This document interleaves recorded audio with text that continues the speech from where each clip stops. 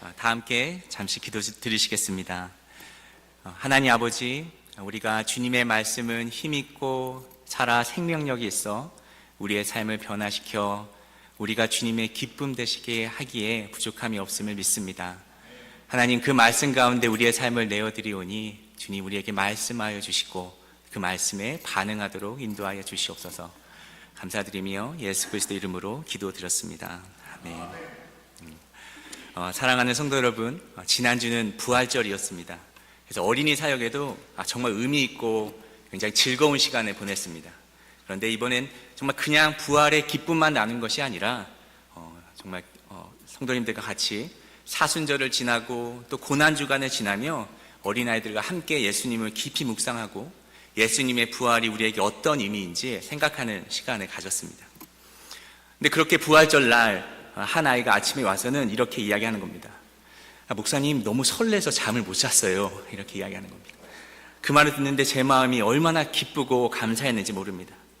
부활절은 정말 주님이 주신 생명이 넘치는 특별한 날임에 분명합니다.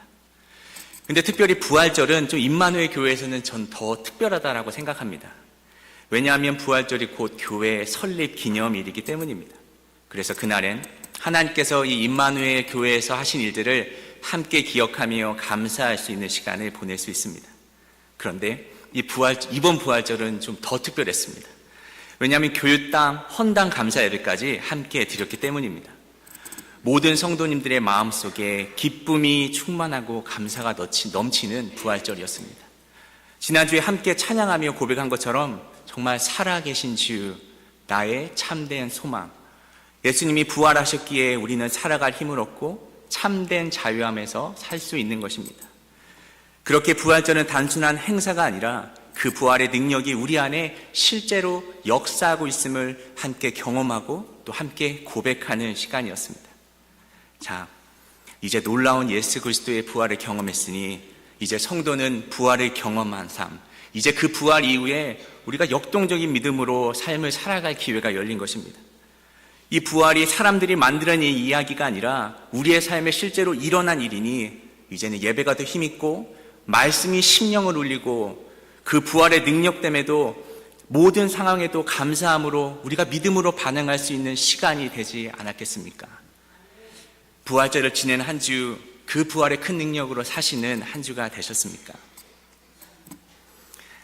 하지만 마치 이 파티가 끝난 후에 뭔가 정적이 밀려오는 것처럼 예수님이 부활하셨고 그 능력이 분명함에도 왜 아직도 우리는 나의 삶이 좀 가끔은 변하지 않았다라고 느낄 때가 참 많은 것 같습니다. 또다시 그렇게 반복되는 영적인 또 육적인 또 심적인 연약함을 계속 마주하게 됩니다. 왜 그런 것일까요? 오늘 본문 요한 21장을 보면 우리가 가진 그 질문에 답을 줄 수 있는 한 사람을 만날 수 있습니다. 그는 예수님의 부활을 가장 먼저 경험했던 사람이고 그는 예수님을 너무나 사랑해서 모든 것을 버려 주님을 따른 자입니다. 그의 이름은 베드로입니다. 그래서 본문은 이렇게 시작합니다. 그 후에 예수께서 디베리아 바닷가에서, 그러니까 즉 갈릴리 호수에서 제자들에게 다시 자기를 나타내셨으니 나타내신 일은 이러하니라. 그런데 이 말씀 속에서 우리는 좀 이해하기 어려운 장면을 보게 됩니다. 왜냐하면 3절에 베드로가 이렇게 말하기 때문입니다. 나는 물고기를 잡으러 가노라. 근데 너무 뜬금없지 않습니까? 왜냐하면 예수님은 정말 부활하셨고 베드로는 누구보다도 예수님의 부활을 먼저 경험한 자였기 때문입니다. 예수님의 소식을 듣자마자 제일 먼저 무덤으로 달려간 사람, 그날 밤 몸을 닫고 두려워하는 제자 가운데 나타나신 예수님을 만난 사람, 한 주 도마에게 예수님이 나타나실 때에도 베드로는 그 자리에 있었습니다. 그렇기에 예수님을 정말 사랑했고 모든 것을 버려 따랐던 베드로에게 이 부활하신 주님을 만난 기쁨은 말로 다 할 수 없었을 것입니다. 그런데 그가 이렇게 말합니다. 나는 물고기를 잡으러 가노라. 너무 뜻밖의 말이라 어떤 분들은 이 장면을 두고 아마 예수님 장례 때 고기를 잡으러 간 걸지 모르다라고 설명하기도 합니다. 하지만 요한복음 20장만 봐도 베드로는 이미 부활하신 예수님을 2번이나 만났습니다. 그래서 많은 개혁주의 신학자들, 그러니까 우리가 아는 존 켈빈이나 D.A. 칼슨 같은 분들은 이 장면을 이렇게 해석합니다. 베드로는 자신의 나약함으로 인해 이러한 선택을 하였다. 존 켈빈의 책을 빌려서 이야기하면 이렇습니다. 베드로는 주님의 사명을 뒤로하고 옛 직업으로 되돌아가려 했다. 이는 인간의 나약함이 얼마나 쉽게 소명에서 벗어날 수 있는지를 보여준다. 그렇습니다. 예수님이 부활하셨고 그래서 이제 모든 것이 가능해 보입니다. 예수님이야말로 죽음마저 이기신 분이고 진짜 하나님의 아들이 베드로 앞에 계신 것입니다. 그런데 그 사실 앞에서 베드로는 자신을 사람 낚는 어부로 부르신 그 부름에 더 이상 응답할 수 없는 자기 자신을 직면합니다. 베드로는 지금 자신이 누구인지를 정말 정확히 직면하는 순간에 있는 것입니다. 한때는 모든 사람이 주님을 떠나도 나는 절대 떠나지 않겠습니다. 자신이 이렇게 말했던 베드로. 예수님을 지키기 위해 칼까지 들고 심지어 로마 군인의 귀까지 자를 수 있는 그 용기를 가졌던 베드로. 마태복음 19장만 봐도 베드로는 주님 보소서 우리가 모든 것을 버리고 주님을 쫓았나이다 라고 말할 수 있는 베드로였지만 이제 베드로는 예수님을 3번 부인한 자로 부활하신 그 주님 앞에 설 때마다 자신의 수치심, 부족함, 실패감, 낙심을 떠안게 됩니다. 부활하신 예수님은 여전히 영광스러우시고 그는 정말 하나님의 아들이심을 그는 너무나 믿겠지만 그 앞에서 자기가 너무 초라해지는 것입니다. 아마 그의 속마음은 이랬을 것입니다. 내가 무슨 사람을 낚는 어부인가? 나는 물고기 잡는 게 맞아. 그래서 그는 이렇게 말합니다. 나는 물고기를 잡으러 가노라. 이 짧은 말에는 자신에 대한 실망, 부르심에 대한 회의, 낙심이 그대로 담겨 있습니다. 베드로는 여전히 주님을 사랑하지만 주님의 부르심을 감당할 수 없다는 그 마음이 그 안에 있는 것입니다. 그런데 사랑하는 성도 여러분, 저는 이 베드로의 마음이 많은 성도들 그리고 심지어 수많은 사역자들의 마음과 굉장히 닮아 있다고 생각합니다. 예를 들어서 연말이 지나고 연초가 될 때 참 직분을 새로 맡는 일에 주저하게 되지 않습니까? 그것은 단순히 우리가 예수님을 사랑하지 않아서가 아닙니다. 정직하게 말하면 내 자신의 연약함과 실패를 너무나 잘 알기 때문입니다. 하나님은 여전히 전능하시고 예수님은 부활하신 구원자이시고 성령님이 인도하심을 알지만 내가 보기에 나는 너무나 부족하고 또 무너지고 감당할 수 없어 보이는 것입니다. 그래서 이렇게 생각합니다. 나보다 더 나은 누군가가 하는 게 맞지. 그리고는 한 발짝 뒤로 물러섭니다. 여전히 찬양하고 예배하고 주님을 믿습니다. 하지만 나 자신은 연약함에 무너집니다. 그래서 일부러 거리를 두고 사명에서 멀어지고 소극적으로 반응하게 됩니다. 사랑하는 성도 여러분, 예수님은 부활하셨지만 그 누구에게나 낙심은 찾아올 수 있습니다. 그런데 첫 번째, 여기 좋은 소식이 있습니다. 그 낙심의 자리에도 예수님이 찾아오신다는 것입니다. 주님은 실패한 자를 버리시지 않으시고 오히려 실패한 자를 찾으시고 그를 회복하시는 분이십니다. 본문으로 돌아가 보면 베드로가 나는 물고기를 잡으러 가노라 라고 말하니 7명의 제자들이 따릅니다. 근데 주목할 점은 도마나 나다나엘은 어부도 아니었다는 사실입니다. 그렇기에 그들도 베드로처럼 자신들의 사명이 무엇인지 내가 부활 이후에 어떻게 살아야 하는지 모르는 좀 혼란의 시간에 있었던 것 같습니다. 그렇게 그들은 밤새 고기를 잡으려 애썼지만 결국 한 마리도 잡지 못합니다. 이 갈릴리 호수는 굉장히 물이 맑기에 낮에는 배 그림자만 보여도 고기가 도망갑니다. 그래서 밤에만 고기가 잡히는 곳이었습니다. 그 평생 고기를 잡던 장소가 바로 그것이었는데 베드로가 아무리 익숙하고 잘 아는 바다로 나갔다 하여도 결국 아무것도 얻지 못한 것입니다. 마치 이 장면은 요한복음 15장에서 예수님이 나를 떠나서는 너희가 아무것도 할 수 없음이라 라는 말씀을 떠올리게 합니다. 예수님이 없이 자신이 익숙한 영역에서 또 자신의 능력에서 살아가려 했던 그들은 오히려 공허함을 마주하게 됩니다. 그리고 그 순간 예수님이 찾아오십니다. 해변가에서 예수님이 이렇게 부릅니다. 얘들아, 너에게 고기가 있느냐? 얼마나 간단하지만 뼈아픈 질문입니까? 그 질문은 단지 물고기가 있냐 없냐 유무의 질문이 아니라 얘들아, 너희의 힘으로 너희의 방식으로 너가 만족할 만한 열매를 얻었냐라는 질문인 것입니다. 제자들은 그저 없나이다 라고 대답할 수밖에 없습니다. 그리고 주님은 다시 한번 말씀하십니다. 그물을 배 오른편에 던지라. 그리하면 잡으리라. 그 말씀에 순종하자 놀라운 기적이 경험합니다. 많은 물고기, 그러니까 153마리의 물고기를 잡게 된 것입니다. 이 장면은 2년 전 베드로가 처음 예수님을 만났던 그 장면을 떠오르게 합니다. 그때에도 밤새 고기를 못 잡았지만 그때 주님이 찾아오셨고 그물을 던지게 하셨고 베드로는 처음으로 사람을 낚는 어부로 부르심을 받았습니다. 지금 여기서 다시 반복되고 있는 것입니다. 베드로가 실패한 그 자리, 그 절망의 순간에 예수님이 다시 찾아오신 것입니다. 그리고 그때 옆에 있던 요한이 베드로에게 이야기합니다. 주님이시라. 그 말 한마디에 베드로는 고기를 뒤로하고 겉옷을 그냥 챙긴 채 바다로 뛰어들어 예수님께 달려갑니다. 2년 전에는 예수님 앞에 그는 이렇게 말합니다.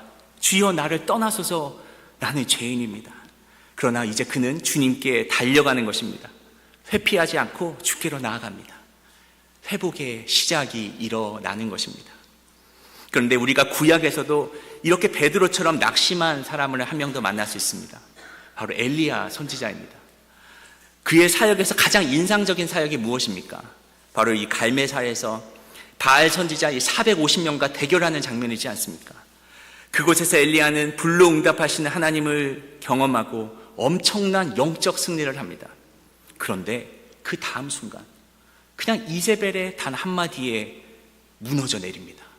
그리고는 광야로 도망쳐 로뎀나무 아래에서 이렇게 고백합니다. 여호와여 넉넉하오니 지금 내 생명을 거두어 주시옵소서.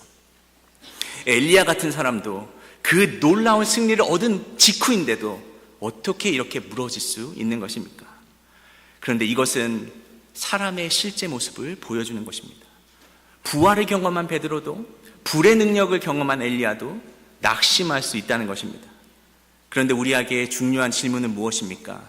그렇다면 우리가 낙담할 때 주님은 어디 계시냐라는 것입니다. 하나님은 어떻게 엘리야를 회복시키십니까?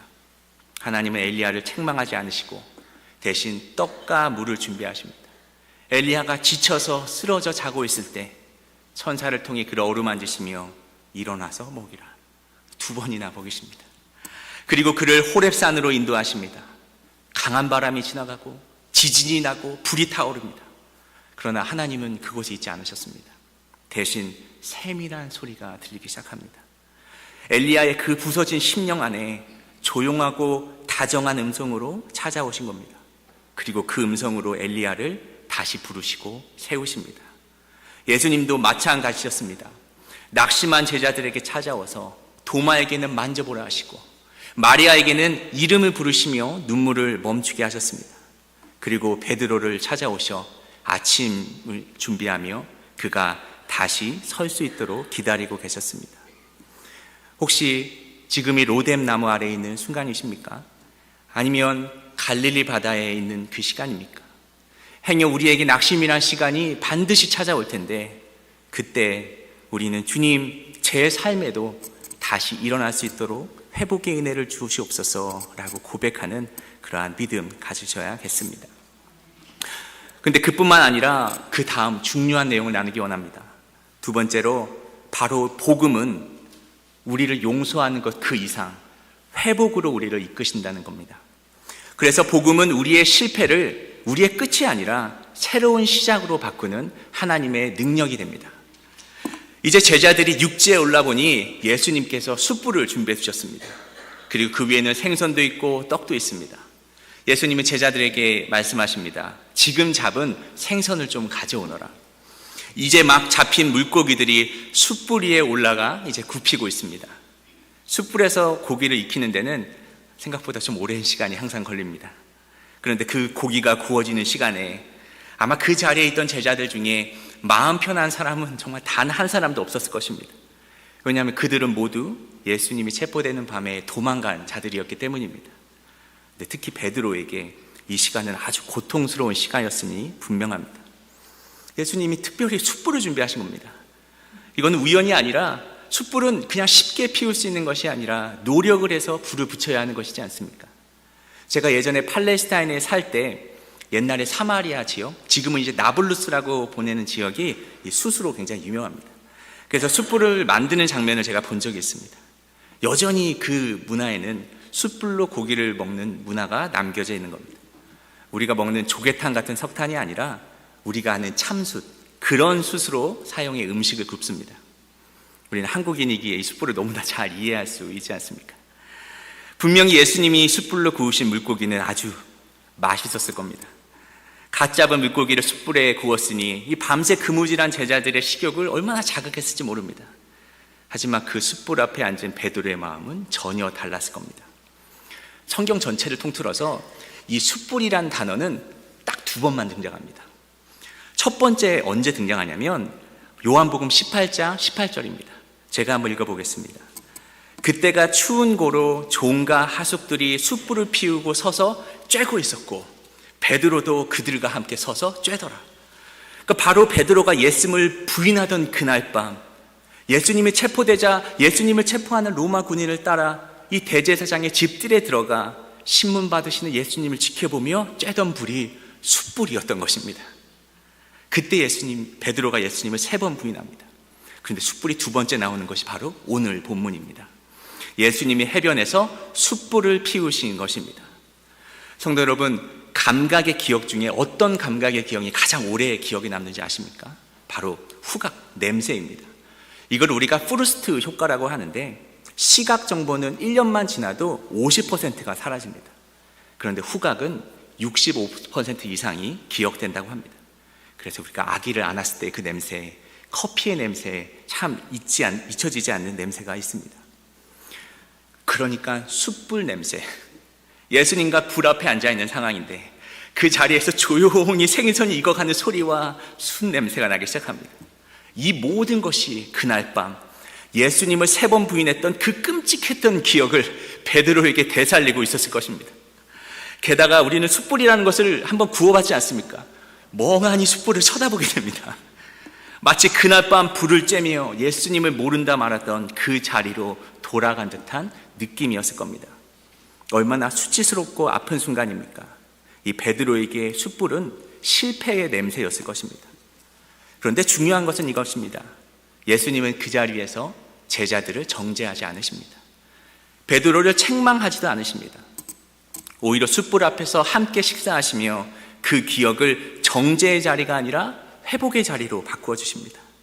그리고 베드로에게 아주 중요한 질문을 합니다. 네가 나를 사랑하느냐? 이렇게 묻지 않으십니다. 왜 나를 부인했냐? 야, 칼을 뽑던 너의 용기는 어딨냐? 야, 네가 나에게 한 약속이 어딨냐? 대신 단 하나를 물으십니다. 요한의 아들 시몬아, 내가 이 사람들보다 나를 더 사랑하느냐? 베드로는 대답합니다. 주님, 그러하오나이다. 내가 주님을 사랑하는 줄 정말 주님께서 아십니다. 예수께서 다시 말씀하십니다. 내 양을 먹이라. 다시 2번째로 물으시고 3번째로 물으십니다. 그 3번째 질문에 베드로는 근심하며 이렇게 대답합니다. 주님, 모든 것을 아시오매 내가 주님을 사랑하는 줄을 주님께서 아시나이다. 왜 예수님께서 3번 물으셨습니까? 그것은 바로 베드로가 3번 부인했기 때문입니다. 베드로의 그 부인했던 마음을 3번의 사랑의 고백으로 덮으시기 위함입니다. 예수님은 베드로에게 그의 마음 깊은 곳, 심지어 베드로조차 의심하였던 그 사랑의 마음을 끄집어내어 보게 하셨습니다. 베드로는 예수님이 죽기 전까지 아주 강한 자신의 이미지가 있었습니다. 모두 버릴지라도 나는 버리지 않겠습니다. 내가 주님을 지키겠습니다. 제자들 사이에서 리더로서의 기대가 있었습니다. 하지만 3번의 부인으로 그의 자아는 무너졌고 스스로 실패자, 배신자, 부끄러운 자라고 여기는 이미지가 속에 있는 것입니다. 그런데 예수님은 그 실패한 이미지를 지우시고 다시 베드로를 주님을 사랑하는 자로 바꾸십니다. 주님은 베드로의 능력이나 자질을 묻지 않으시고 준비됐냐? 이제는 잘할 수 있겠냐가 아니라 네가 나를 사랑하느냐라고 물으십니다. 왜냐하면 우리의 사명의 본질은 자격이 아니라 사랑이기 때문입니다. 저는 여기 계신 성도님들 모두 주님을 사랑하는 자라고 확신합니다. 모습이 부족합니다. 때로는 연약함이 있어서 자주 넘어지고 심지어 오늘 주님 앞에 나아오기가 좀 부끄러운 자들이 있을지 모르지만 저는 우리들의 깊은 마음 곳에 있는 마음은 주님을 사랑하는 마음이라 믿습니다.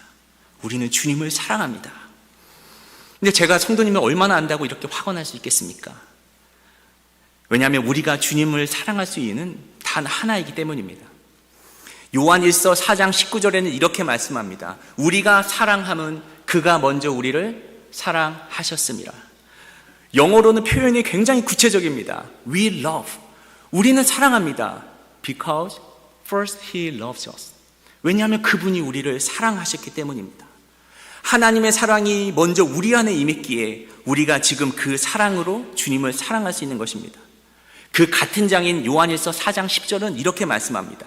사랑이 여기 있으니 우리가 하나님을 사랑한 것이 아니요 하나님이 우리를 사랑하사 우리의 죄를 위하여 화목제물로 그 아들을 보내셨습니다. 우리가 주님을 사랑할 수 있다 말할 수 있는 그 근거는 우리가 잘해서가 아니라 내가 그 능력이 있어서가 아니라 원래는 우리 안에 그 사랑이 없었는데 하나님이 우리를 사랑하셔 그 사랑이 우리 안에 있기 때문입니다. 그래서 비록 우리가 실패하고 낙심하고 넘어지고 그래서 사명의 자리에 서기 어렵다고 느끼지만 하나님의 사랑, 그 예수님이 우리 안에 계시기에 우리 안에는 여전히 주님을 향한 사랑이 살아있는 것입니다. 그리고 예수님은 그 사랑이면 충분하다라고 말씀하십니다. 그런데 반대로 사탄은 우리를 향해 늘 속삭입니다. 굉장히 진리처럼 들리는 말에 계속해서 속삭입니다. 야, 너가 예수님을 사랑한다면 어떻게 그렇게 행동할 수 있어? 야, 너의 기도가 끊긴 걸 보면 주님을 사랑하지 않아. 야, 너 같은 사람이 무슨 섬김을 해? 너 같은 사람이 무슨 사역을 해? 그런데 우리 주님의 음성은 다릅니다. 너는 나를 사랑하는 자라. 내가 너에게 준 사랑으로 일어나라 라고 말씀하시는 것입니다. 베드로는 물고기를 잡으러 돌아갑니다. 근데 하지만 그의 중심은 고기가 아니었습니다. 그렇게 요한이 주님이시다 라고 외쳤을 때 정말 주저없이 바다로 뛰어듭니다. 왜냐하면 그 마음 깊은 곳에는 주님을 사랑하는 갈망이 있기 때문입니다. 우리는 모두 이 베드로와 같습니다. 실패하고 숨어있고 도망가고 싶을 때가 많습니다. 솔직히 제가 참 많이 싸우는 감정입니다. 그런데 우리 마음 깊은 곳에는 바로 이 마음이 있는 겁니다. 주님, 제가 주님을 사랑합니다. 우리는 그렇게 주님을 사랑하는 자들인 겁니다. 우리의 능력이 아니라 우리가 받은 하나님의 사랑이 우리를 다시 부릅니다. 그래서 주님은 오늘도 우리에게 묻고 계시는 겁니다. 네가 나를 사랑하느냐? 오늘 그 질문 앞에 주님, 제가 주님을 사랑합니다. 제가 부족하지만, 제가 또 부끄럽지만 여전히 사랑합니다 라는 고백이 있는 그러한 성도님 되시기를 주님의 이름으로 축복합니다. 이제 마지막 메시지 전하기 원합니다. 주님의 사랑은 우리의 사명까지도 회복시키십니다. 주님은 우리를 단순히 용서하신 것만으로 끝나는 게 아니라 단순히 회복시키는 데에만 그치는 것이 아니라 우리의 사명까지도 새롭게 하십니다. 주님은 베드로를 회복시키며 각 질문마다 이렇게 명령하십니다. 내 양을 먹이라. 이것은 너가 나를 사랑한다면 이제는 너 사랑을 증명해 보여라 라는 요구가 아닙니다. 오히려 이제 그 사랑에 반응하라 라는 초대입니다. 사람을 낚는 어부가 되리라 하셨던 그 부르심은 베드로의 실패로 끝난 것이 아니라 지금부터 베드로에게 새롭게 시작되는 일인 것입니다. 그러므로 부활 이후 우리의 삶에서 기대하는 것은 하나님께서 여전히 나를 통해 우리를 통해 일하시기 원한다는 사실입니다. 엘리야도 베드로와 마찬가지입니다. 엘리야가 하나님의 그 세밀한 음성을 듣고 회복되자 하나님은 명령하십니다. 다마스커로 가라. 엘리야사를 후계자로 세워라. 회복은 단지 마음의 위로로만 끝나는 것이 아닌 반드시 새로운 사명의 시작으로 이어지게 됩니다. 베드로는 어부로 돌아갔지만 고기를 잡는 것으로 그의 마음은 채워지지 않습니다. 이 주님이시다라는 말에 달려가는 모습이 바로 그 모습이지 않습니까? 그가 진정으로 기다렸던 것이 있는 것입니다. 주님이 주시는 회복은 베드로를 다시 어부로 돌아가게 하는 것이 아니라 새롭게 사도로 세우는 회복이었습니다. 엘리야의 회복도 그로 하여금 다시 선지자로 세우는 삶이었습니다. 우리가 또한 그렇습니다. 우리가 주님의 그 큰 사랑을 경험한 자로 우리가 어찌 주님의 마음을 외면하며 살 수 있겠습니까? 우리가 그 부활을 믿는 자로 세상 사람들처럼 내 배가 신이 되어 세상의 만족만을 바라며 살 수 있겠습니까? 우리는 그렇게 채워질 수 없는 존재입니다. 목회자 싱클레어 퍼거슨은 이렇게 말하였습니다. 엘리야는 갈매살 정상에서 하나님을 깊이 만난 것이 아니라 실망의 골짜기에서 하나님을 만났다. 하나님의 소명은 우리의 실패에도 불구하고 지속되고 우리는 그 실패에서 하나님을 더욱 깊이 경험하게 될 겁니다. 그것은 우리를 삶을 향한 하나님의 은혜가 얼마나 깊은지를 보여주는 것입니다. 그래서 저는 이 설교를 준비하면서 고린도 후서 4장 7절 말씀, 우리가 이 보배를 질그릇에 가졌느니라 라는 말이 참 새롭게 다가왔던 것 같습니다. 마리아가 향유 옥합을 깨뜨렸을 때 옥합이 깨지지 않고서는 그 안의 향기가 퍼질 수 없었습니다. 우리의 사명은 내가 성공해서 내가 멋진 그릇이 되어서 하나님의 능력을 증명하는 것이 아니라 우리의 사명은 우리 안에 담긴 그 하나님의 사랑, 예수 그리스도의 은혜를 세상에 보여주는 것입니다. 그렇게 우리 안에 예수 그리스도라는 보배가 우리 안에 담겨져 있다면 우리가 깨어졌을 때야 비로소 그리스도의 향기가 세상에 퍼지겠구나라는 생각이 들었습니다. 깨진 그릇만이 퍼뜨릴 수 있는 향기가 있는 것입니다. 그렇게 주님은 깨어진 자를 통해 일하십니다. 우리가 깨어질 때 우리 안에 있는 예수 그리스도의 은혜와 사랑이 더 진하게 나타날 것입니다. 이것이 우리의 사명이고 주님께서 주시는 부르심입니다. 주님은 베드로에게 말씀하십니다. 내 양을 먹이라. 주님은 엘리야에게 말씀하십니다. 엘리사를 세우라. 그리고 우리에게도 말씀하십니다. 네가 받은 은혜에 따라 사랑으로 살아내라. 사랑하는 성도 여러분, 말씀을 마치기 원합니다. 부활절은 참 은혜롭지만 한 주간의 축제로 끝나는 것이 아닙니다. 부활 그 이후의 삶이 우리에게 기다리고 있는 것입니다. 그 삶은 낙심될 수 있습니다. 우리의 능력과 사랑에 비해, 받은 사랑에 비해 우리 모습이 초라할 수 있습니다. 그런데 주님은 오늘도 우리의 삶에 찾아오십니다. 그래서 우리를 용서하시고 회복시키시고 우리를 다시 사명의 길로 부르십니다. 오늘도 그 사랑 앞에 삶을 다해 헌신하고 그 사랑에 반응하는 성도님 되시기를 주님의 이름으로 축복합니다. 다 같이 기도하시겠습니다.